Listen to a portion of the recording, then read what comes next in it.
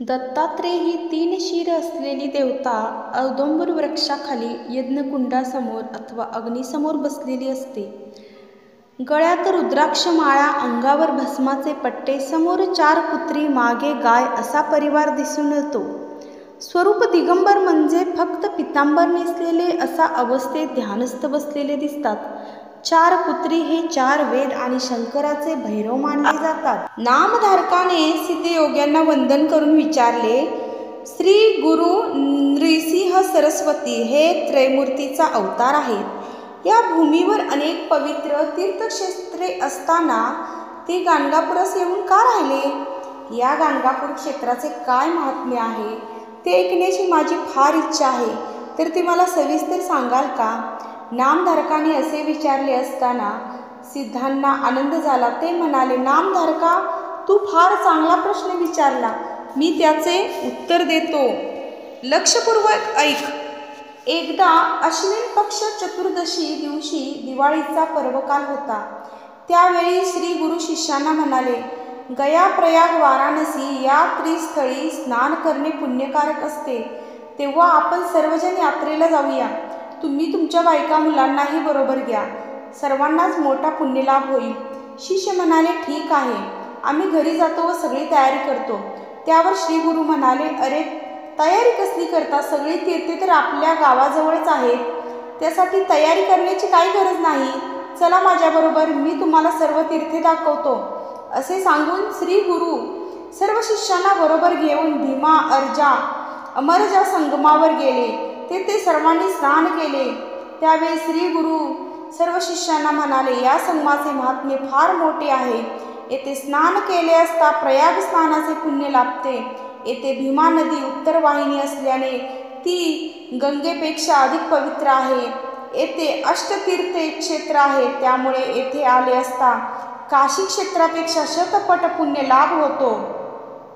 श्री गुरूंनी सांगितलेली हे रहस्य ऐकून सर्व शिष्यांना मोठा आनंद झाला. ते म्हणाले, स्वामी, अमरजा नदीविषयी आम्हाला सविस्तर सांगा.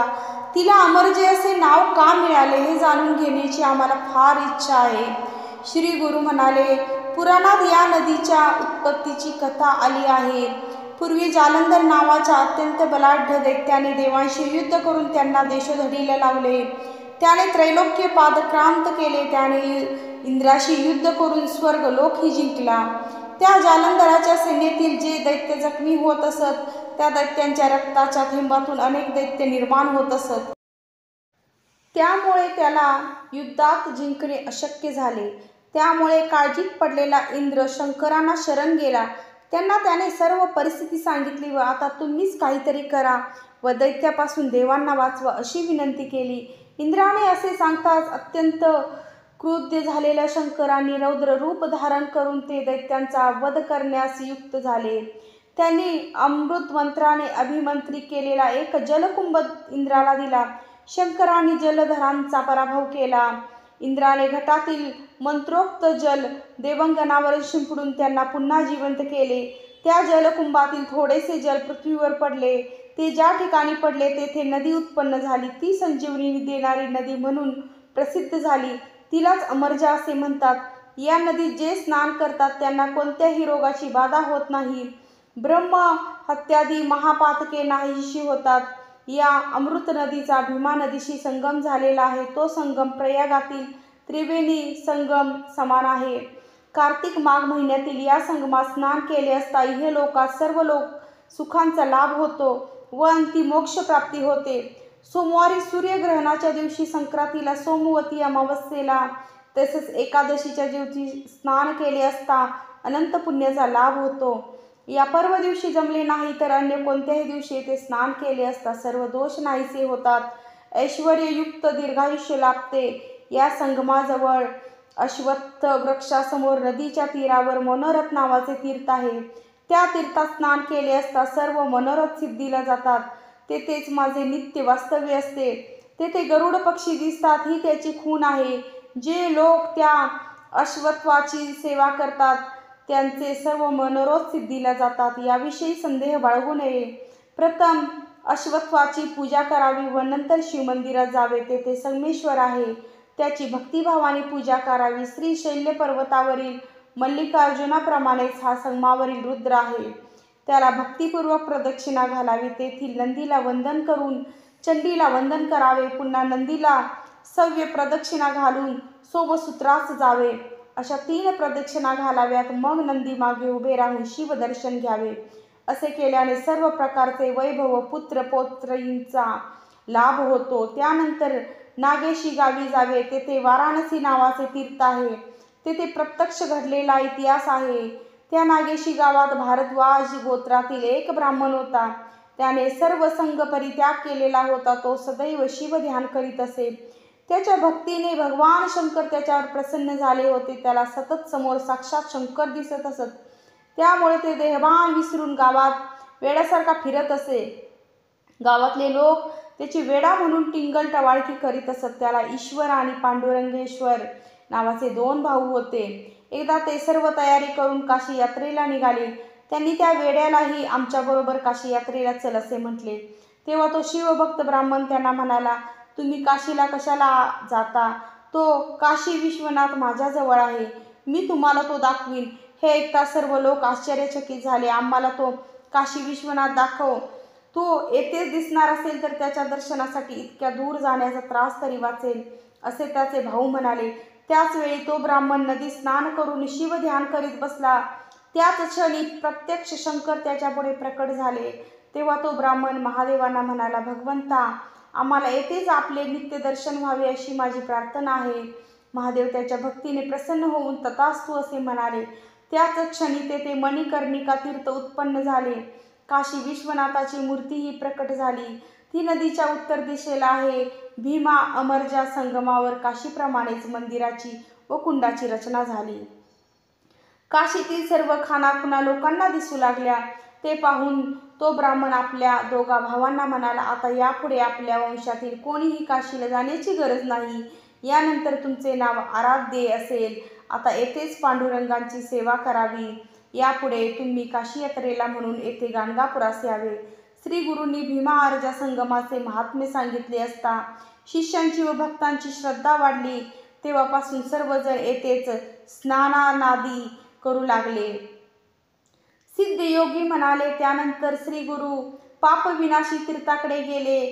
त्या तीर्थात केवळ स्नान केल्याने मनुष्याची सर्व पातके नाहीशी होतात. तेथे श्री गुरूंची पूर्वाश्रमीची रत्नाबाई नावाची बहीण होती. ती गुरूंचे दर्शन घेण्यासाठी आली.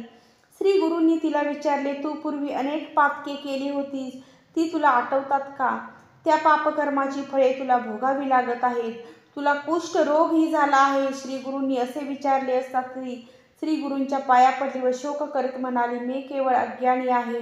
मला काहीच आठवत नाही. तुम्ही जगदीश्वर आहात. माझ्या हातून कोणते पापकर्मे घडले ते मला सविस्तर सांगण्याची कृपा करावी. ती असे म्हणाली असता श्री गुरूंना तिची दया आली. ते तिला म्हणाले, तू पूर्वजन्मी चुकून केवळ अनवनाधानाने नुकत्याच प्रसूत झालेल्या मांजरीच्या 5 पिल्लांना ठार मारलेस. आणखीही काही पापकर्मे केलीस. त्या पापकर्माचे फळ म्हणून तुला या जन्मी अनेक दुःखे भोगावी लागत आहेत. तुला श्वेतकुष्ठ झाले आहे, हेही त्या पातकांचे फळ आहे. श्री गुरूंनी असे सांगितले असता रत्नाबाई श्री गुरूंच्या पाया पडून म्हणाली, मला आता पूर्वजन्म नको. हे सर्व भोग भोगण्याची माझ्यात शक्ती नाही. म्हणून मी तुम्हाला शरण आले आहे. माझा उद्धार करा. त्यावर श्री गुरु म्हणाले, तू पापविनाशी तीर्थात स्नान कर. तेथे स्नान करताच तुझा कुष्ठरोग जाईल. याविषयी संदेह बाळगू नको. श्री गुरूंनी असे सांगितले असता तिने पापविनाशी तीर्थाजवळ राहून तेथे स्नान केले. त्यामुळे तिचा कुष्ठरोग नाहीसा झाला. सिद्धयोगी नामधारकाला म्हणाले, आम्ही त्यावेळी तेथेच होतो. आम्ही ते प्रत्यक्ष पाहिलेले आहे. श्री गुरूंनी आपल्या शिष्यांना अमरजा नदीच्या तीरावरील कोटी तीर्थ, रुद्रपाद तीर्थ, गया तीर्थ, चक्र तीर्थ, कल्लेश्वर देवस्थान अशा 8 तीर्थांचे व पवित्र स्थानाचे महात्म्य सांगून सर्व पातके नष्ट होतात व सर्व सुखांचा लाभ होतो हे विस्तारपूर्वक सांगितले. हे ऐकून सर्व शिष्यांची खात्री पटली. काशी, प्रयाग, गया सर्व काही येथेच आपल्याजवळ आहे. मग अष्टतीर्थे महात्म्य सांगून मठात परत आले. त्यावेळी मोठी समाजधारणा करण्यात आली. संगमापरेपासून जाताना पवित्र औदुंबर वृक्ष आहे.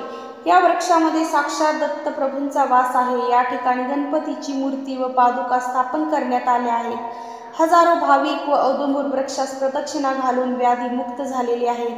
आपणास कधीही गाणगापूर येथे जाण्यास योग आल्यास संगमी स्नान करून औदुंबरास 11, 21 किंवा 108 प्रदक्षिणा नक्की घालाव्यात. आपली कुठलीही मनोकामना पूर्ण करणारा हा वृक्ष कलयुगी दत्त महाराजांचा दिव्य वरदान प्राप्त आहे. या दिव्य वृक्षाखाली अनेक सिद्ध भाविक गुरुचरित्र व जागृत ग्रंथाचे पारायण करतात.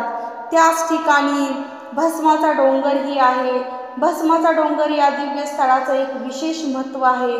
सदरील भूमीमध्ये अनेक ऋषीमुनींनी केलेली तपसाधना, यामुळे या तपोभूमीतील विभूती अनेक भाविक घरी घेऊन जातात.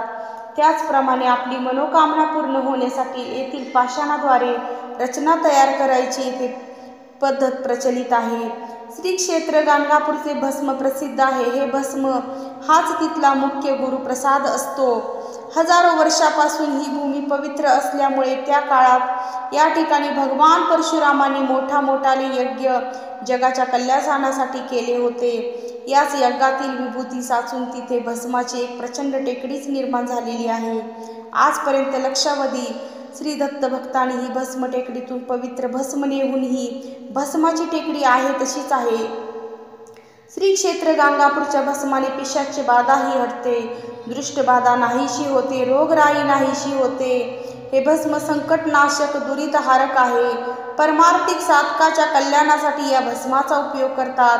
संन्यासी वृंद भस्मनानासाठी या भस्माचा उपयोग करतात. तर भक्तांनो, आजची ही जी कथा आहे, जी सत्य घटना आहे आपली गाणगापुराची, श्री क्षेत्र गाणगापूर, श्री नरसिंह सरस्वती स्वामी महाराज, दत्तात्रय महाराजांची कृपा अभिलाषा या ठिकाणी आहे. साक्षात त्यांचा अवतार आहे, साक्षात त्यांचं तिथं वास्तव्य आहे.